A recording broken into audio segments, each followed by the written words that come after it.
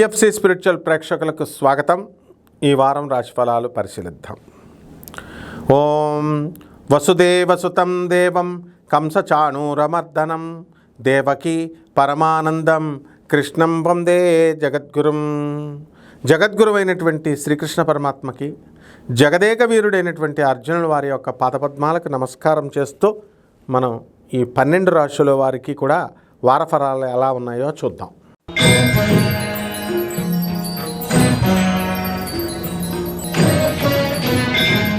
కర్కాటక రాశి.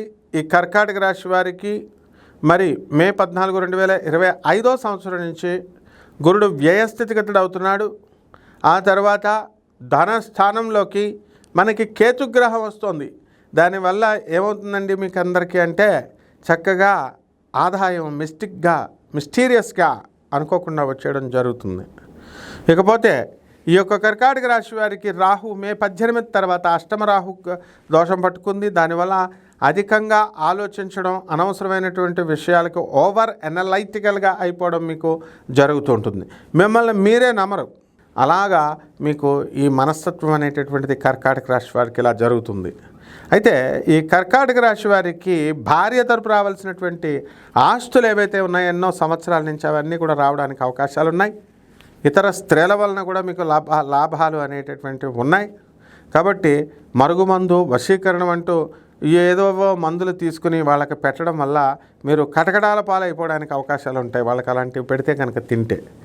కాబట్టి ఈ రకంగా ఈ యొక్క కర్కాటక రాశి వారు మరి అనేకమైనటువంటి సమస్యలలో ఉన్నప్పటికీ కూడా విద్యలో ఆ సమస్యలు అన్నీ కూడా దాటుకొని మీకు వచ్చేయడం జరుగుతుంది.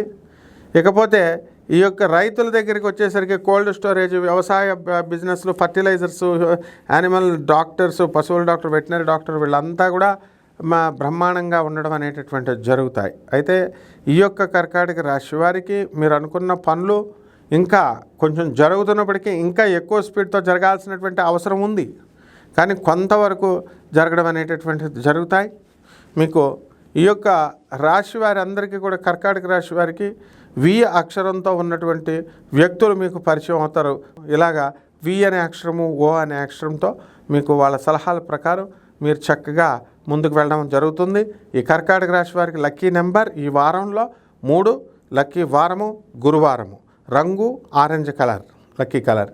కాబట్టి పరిహారాలు చేయాల్సిన పరిస్థితి ఏంటంటే రాహు జపం చేసుకోండి, రాహు స్తోత్రాలు చదవండి, రాహు కిలోంపావు మినుముల్ని ఆవుపేట రంగు ఉన్నటువంటి వస్త్రాల నుంచి పేద బ్రాహ్మణులకి శనివారం నాడు ఉదయం 8 గంటలకి దానం చేసుకోండి. అలాగే రావి చెట్టుకి నీళ్లు పోస్తూ రావి చెట్టు చుట్టూ తిరుగుతూ ఓం శనైశ్చరాయ నమః అంటూ కనీసం శనివారం నాడు 108 ప్రదక్షిణాలు చేసుకోవడం ద్వారా మీకు అద్భుతమైనటువంటి ఫలితాలు లభిస్తాయి. శుభమస్తు.